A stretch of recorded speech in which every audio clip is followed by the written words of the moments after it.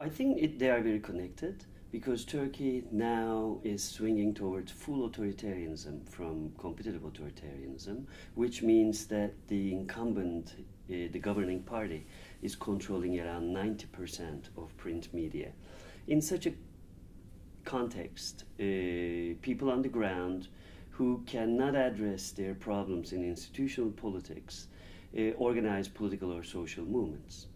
And these movements are, the range is huge, from revolutionary activism to just opening a primary school in a certain district in Istanbul. And without social media, they can't reach out to people.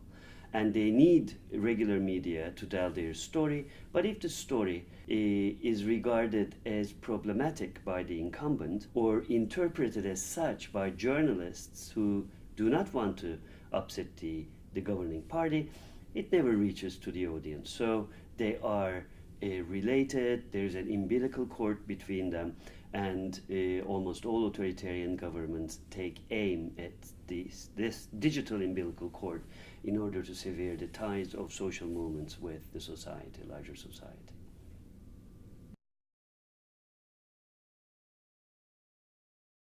Yes, definitely.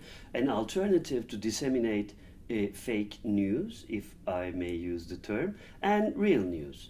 So it is a new digital geography that is mimicking whatever the conventional media has. It can work for the powerful, it can work for the have-nots, it can work for good people, it can work for bad people. So social media cannot be regarded as in and of itself something good.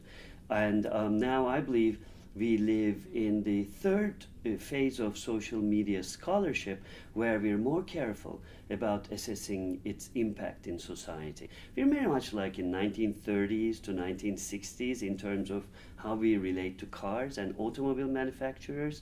When Ralph Nader said cars have been killing people, automobile manufacturers said, no, it's people killing people. Then we learned that without safety equipment, cars can be very dangerous. And if societies do not know how to protect themselves from the perils of social media, how to protect themselves from the dissemination of fake or intentionally bad or provocative or manipulative information, it's not a safe setting. So what we're going to see in the future probably is to be more aware of the content of social media instead of passing judgments about it as it is very good or it is very bad. It depends. A Ford produced in 1940 may kill you, but a Ford today with safety instructions and seat belts and etc. may save lives. So this is very much like cars. Social media is a car. It can come with a safety belt and with no safety belt. I believe Turkey and America are quite in parallel in the ways in which social media is developing. Social media users in Turkey are comparable to social media users in the United States. It's one of the pioneer countries, and Turks and Kurds who live in Turkey, of course, are learning how to use social media in ways that would help democracy, equality, civil liberties flourish.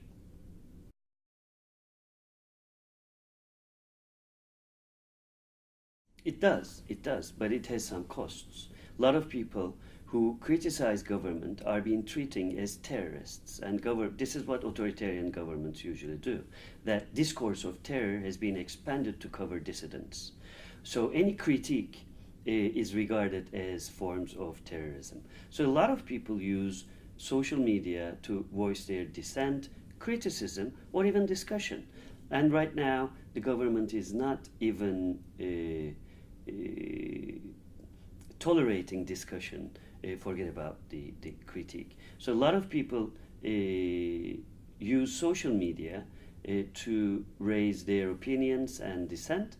However, they also tend to do it anonymously, which creates anonymous actors in a social and political context, which has real and actual repercussions in society. Yes, they voice their concerns, but they also hide behind anonymity.